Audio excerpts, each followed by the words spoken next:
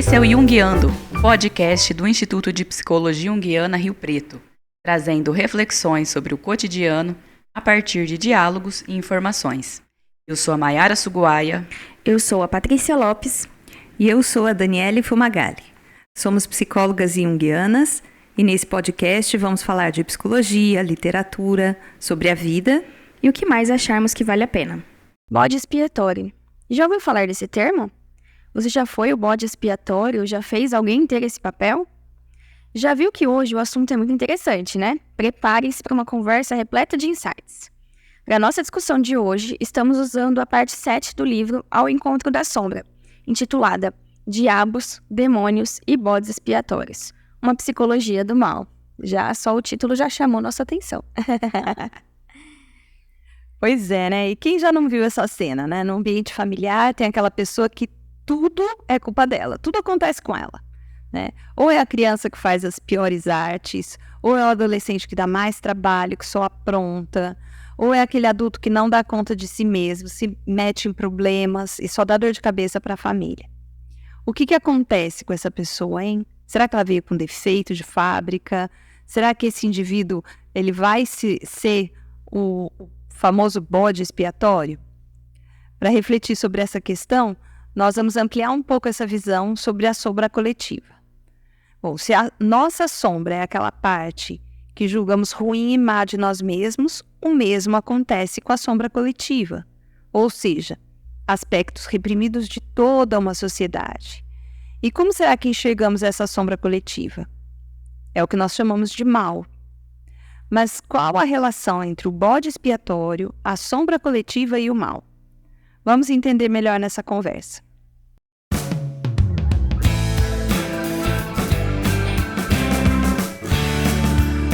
E o que a psicologia tem com isso? Vamos começar pelo começo, então, né? Com a origem do termo, né? O termo aí, bode expiatório. É um termo esquisito, se a gente parar pra pensar, né? De onde será que vem isso? Sim. Bom, vocês sabiam que essa ideia tem suas raízes? É bem no ano passado, lá nas antigas tradições judaicas. No dia, né, da expiação, que era um evento, enfim, né, um dia especial ali no calendário religioso, os hebreus realizavam rituais para purificar a sua nação. E aí eles escolhiam 2 bodes. Um era sacrificado junto com um touro. E aí eles pegavam, né, o sangue e marcavam as paredes do templo. O outro bode seria o tal do bode expiatório. Ele tinha uma tarefa bem peculiar: carregar simbolicamente os pecados da comunidade. Imagina só, um sacerdote colocava as mãos na cabeça do bode inocente e aí transferia para ele simbolicamente todos os pecados ali do povo. E aí esse bode era deixado no deserto, carregando consigo toda essa carga, afastando os males e influências negativas. Por isso, né, do expiatório, que ele ia expiar a culpa de todo mundo, né, longe deles. Agora, o que é mais interessante ainda é como, ao longo da história, essa ideia do bode expiatório foi usada para culpar minorias ou grupos marginalizados por problemas ou fracassos ali daquele povo. Um exemplo foi, né, dos próprios judeus. Eles foram alvo, né, sendo colocados ali como culpados pela peste negra na Idade Média e depois perseguidos na Europa, né, durante o nazismo. Pois é. E feita aqui, então, a origem do termo, pela Maiara, vamos entender o que é ser bode expiatório. Em resumo, o bode expiatório é como uma figura, um grupo, em que a gente projeta nossos próprios aspectos sombrios, evitando encarar essas partes em nós mesmos. Dessa forma, fica fácil entender que o bode expiatório vai carregar a projeção de todo um grupo, sobre o que é errado, sobre o que é o mal. Cabe destacar que cada geração matiza as percepções daquilo que é bom e daquilo que é mal. E essa noção coletiva do que é mal, essa junção de vários sentimentos reprimidos, vai formar a sombra coletiva. Na introdução do capítulo 7, a gente entende que enquanto a sombra pessoal é um desenvolvimento inteiramente subjetivo, a experiência da sombra coletiva é uma realidade objetiva, a que, de modo geral, damos o nome de mal. Para a nossa conversa, então, ficar mais clara, vamos pensar em alguns exemplos históricos que vão representar o funcionamento da sombra coletiva e da compreensão do que é o mal, a determinado povo em dado momento, instituindo os bodes expiatórios. Em resumo, vamos ver exemplos de sombra coletiva e como ela pode se manifestar em fenômenos de massa.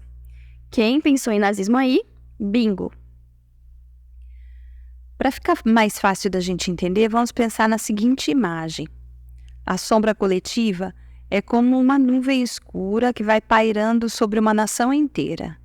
Ela surge quando todos nós, como uma sociedade, somos dominados por forças arquetípicas do mal. Mas como é que isso acontece? Existe algo chamado participação mística, um processo inconsciente onde nos ligamos tão profundamente a algo, ou uma ideia, uma pessoa, ou uma crença, que perdemos a capacidade de distinguir entre nós mesmos e essa coisa. É como se a gente se fundisse a ela. Na sombra coletiva, essa fusão pode acontecer com ideologias sombrias ou líderes que expressam medos e fraquezas da sociedade. Isso pode levar a fenômenos de massa, como perseguições religiosas, ódio racial, busca por bodes expiatórios, entre outros. É aqui que está o alerta. Quando uma minoria se torna alvo das projeções da sociedade, o potencial para o mal é desencadeado. É como se a sombra ganhasse vida própria. Vamos olhar para alguns exemplos históricos, né? A caça às bruxas na Inquisição, a perseguição nazista durante o Holocausto e até o Apartheid na África do Sul. São todos exemplos de como a sombra coletiva pode se manifestar em larga escala.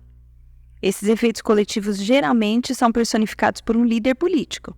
Napoleão, Stalin, Hitler, Saddam Hussein, né? São alguns exemplos, que então passam a carregar as projeções coletivas que haviam sido reprimidas na cultura como um todo. Não apenas a sombra coletiva está viva nesses líderes, diz a Liliane Freyholm, mas eles próprios representam a sombra coletiva, o adversário e o mal. É interessante, né? Hoje, quando a gente pensa, por exemplo, no nazismo, né? A gente já falou aqui algumas vezes hoje sobre o nazismo. A gente se pergunta, né? Tipo, o que aconteceu, né, com essas pessoas? Como que todos eles estavam, né? Parece que um transe, né? Porque a gente tinha ali pessoas muito inteligentes e muito competentes nas suas áreas, médicos, cientistas, que embarcaram naquela loucura, né? Então, quando a gente investiga hoje, analisa, a gente rola até uma indignação, né? De pensar como que, né? E é recente, pior é isso, é na história recente da humanidade. A gente olha como que a humanidade, né? Como que as pessoas chegaram naquilo de dizimar. Mas aí, a sombra coletiva, ela ajuda a explicar muito, realmente, né? O que foi o nazismo. Porque a gente pensar, né? Que muito do moral da Alemanha, eu lembro do meu professor de história falando, né? O moral da Alemanha estava lá embaixo, eles estavam passando fome, tinham perdido a guerra, tinha toda uma retaliação financeira, e além, né, do moral, enfim, né? Os brios, digamos assim, estavam afetados de toda a Alemanha, né? E isso vem, né, um ser e consegue personificar isso, né, do quanto estamos ultrajados. E aí as pessoas vão se identificando com aquilo. Só que isso, gente, não é um processo só consciente. Se fosse só racional, poderia chegar alguém e falar, gente, vocês não acham que essa pessoa tá meio louca, não? Tipo, um pouco extremista? Mas não é racional, né? Não passa só pela consciência. Pelo contrário, pega nisso que é muito inconsciente, né? A gente tá falando da sombra coletiva. É como a Dani falou, é uma nuvem que paira e meio que cega, né? Enfim. Vira em algum lugar ali, o negócio de repente surge, né? Vem todo um lado. Vem todo um lado muito instintivo, né? E enfim, e aí a gente entende tudo que aconteceu. Tanto que quando as pessoas, né, que estudam foi o Holocausto e tal, falam que tinha pessoas que não acreditavam que tinha campo de concentração, essas coisas, negavam, né? Como se fosse uma história inventada, né? Acho que isso tem muita relação também com o que aconteceu aqui no Brasil há pouco tempo, né? Os ataques nas escolas, que aí começaram com uma pessoa que fez um ataque, e aí outras pessoas começaram a... E a gente fala também, da onde surgiram essas pessoas que começaram a atacar a escola também? Da onde que elas tiraram isso, né? E aí é como se fosse um líder que puxasse o restante, né? Tava ali guardado aquilo no inconsciente, e de repente os demais...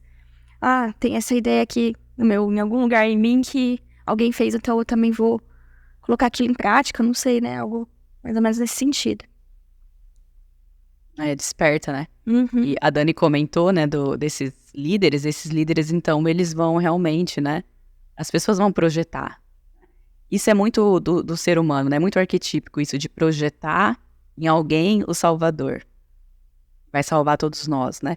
Isso é um nível de consciência muito primitivo, quase infantil, né? De achar que alguém vai salvar a gente. E todos esses líderes, né? Stalin, Hitler, enfim, eles personificaram isso, né? Então, quando a gente olha hoje, não é à toa que a Alemanha, né? Deixa tão claro, tem os museus e eles fazem questão de lembrar tudo que foi, né? O Holocausto. Aquela história, né? Para nunca mais repetir de novo. Pois é.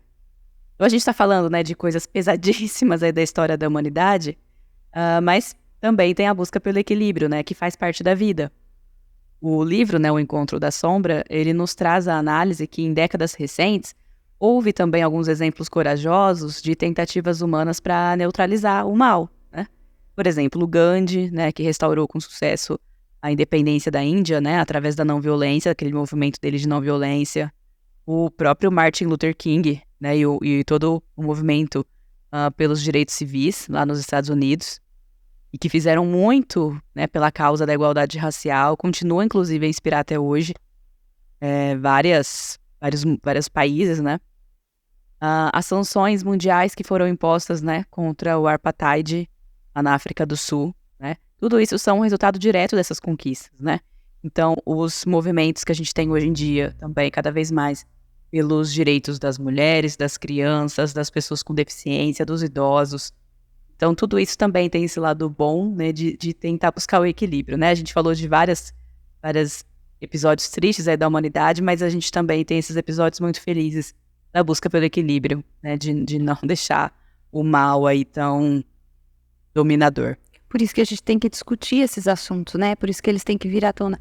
As pessoas às vezes falam, mas agora só fala disso, agora tudo é preconceito, agora tudo é racismo. Sim, isso precisa ser comunicado, explorado, mostrado o quanto isso aparece tão frequentemente, tão intrinsecamente nas atitudes de todo mundo, para que a gente tenha consciência e consiga transformar, para que isso não aconteça mais, né? É o que a gente sempre fala de se tornar consciente. Exato, não dá para esconder isso, tem que ficar evidente. E é por isso que a arte é uma grande ferramenta, porque a arte ela põe isso em foco de um jeito diferente, de um jeito que nos toca de outra maneira. Então, a arte vai dizer aquilo que a gente não consegue dizer de outra forma, seja no cinema, seja na literatura, na escultura, na poesia, na música, nas artes plásticas, mas a arte expressa muito bem isso. Por isso que a gente inclui nas nossas dicas sempre sugestões artísticas, né? Ela sempre conversa com a gente de um jeito diferente. Sim, muito bom. E inclusive, né, no livro que a gente está falando do Encontro da Sombra, nós somos apresentados ao conceito que, se realmente quisermos enfrentar o desafio do mal no mundo, cada um de nós precisa assumir a sua responsabilidade em termos individuais. Olha só essa frase aqui do nosso querido analista junguiano, né? O Edward Whitmont. Precisamos admitir e aceitar como parte de nós mesmos o mal e a imundície que pertencem a cada um de nós, por sermos humanos e desenvolvermos um ego. Precisamos reconhecer a objetividade arquetípica do mal como um aspecto terrível, dotado de força sagrada. Inclui a destruição e o apodrecimento, e não só o crescimento e a maturação. Então poderemos nos relacionar com os nossos semelhantes como vítimas, tanto quanto nós, e não como nossos bodes expiatórios. Muito bom, né? Isso, né? Assumir a parte que lhe cabe do latifúndio, assumir também, né, o mal que existe dentro da gente, né? potencial para o mal, assim como potencial para o bem.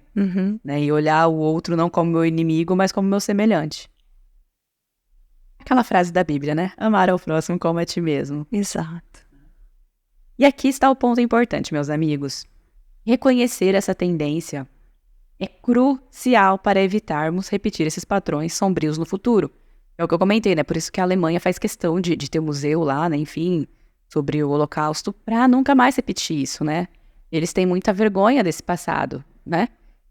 Muita consciência também sobre tudo que aconteceu, justamente para não repetir. É isso. É um convite à autoconsciência e à responsabilidade individual. Pois é, né, Mayara? E, em resumo, esse conceito de bode expiatório mostra pra gente como nossa psicologia tende a encontrar um alvo para atribuir nossas culpas e responsabilidades.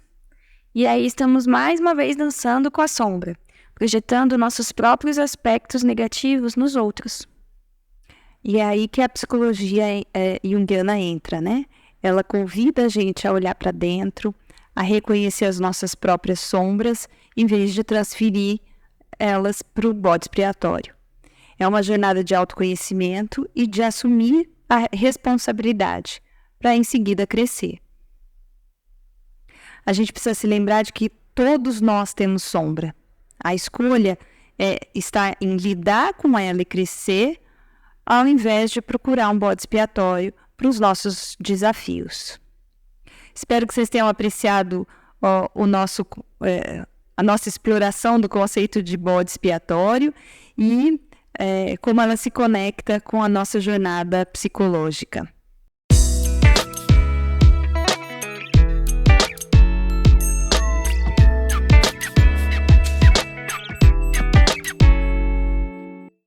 E vamos para as nossas dicas. Aí a gente comentou no episódio passado que a gente escolheu vários filmes e tudo, a gente pôs um só no episódio passado.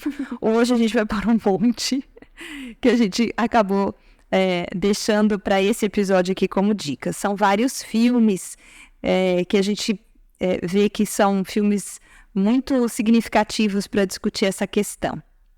Então vamos começar um que é um filme leve, que coloca a questão das diferenças de um jeito leve, né? Um musical. Então, é o Hairspray.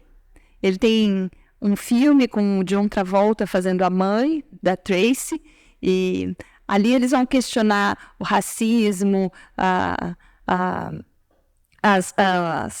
os preconceitos, né? Dos padrões, daqueles que se enquadram ou não no que é bom, no que é ruim. Então, é um filme divertido. Um outro filme é Olhos que Condenam. É uma história legal, a Paty que podia resumir pra gente um pouquinho. São, se eu não me engano, 5 jovens negros que estão num contexto ali, num lugar que acontece um assassinato, e aí automaticamente eles são considerados condenados ou como assassinos, né? E aí começam a investigar, e aí fica aquela divisão da sociedade, daquele grupo que mora ali na região, no bairro, tentando alguns defendendo e alguns contra ele, e aí fica aquela luta, aquela briga de será que eles estão certos, será que eles estão errados, e tudo partindo de 2 pressupostos, né, que eles estavam presentes no local e porque eles são negros. Então é bem legal, é bem pesado, um pouquinho, né, puxado, mas dizem que é muito, muito legal, assim, uma dica aí tanto. E aí a outra sugestão que a gente trouxe é um filme que vai ser um contraponto, né, é uma maneira diferente de olhar para essa questão, que é o filme Invictus. É um filme sobre o Nelson Mandela, quando ele assume a presidência da África do Sul, né, e como ele vai lidar com aquilo que aconteceu. É claro que o foco do filme é o jogador de futebol americano e a relação dele com o Mandela, mas é muito, muito interessante ver ali um contraponto, né, como olhar diferente sobre isso. E o próximo filme também é um contraponto sobre a sombra coletiva, né? É um olhar diferenciado para tudo isso, que é um filme antigo, já é um clássico, A Lista de Schindler, que a gente citou tanto o nazismo, né, nesse episódio, então vamos falar sobre isso. Então essas são as nossas dicas. O que isso significa para você?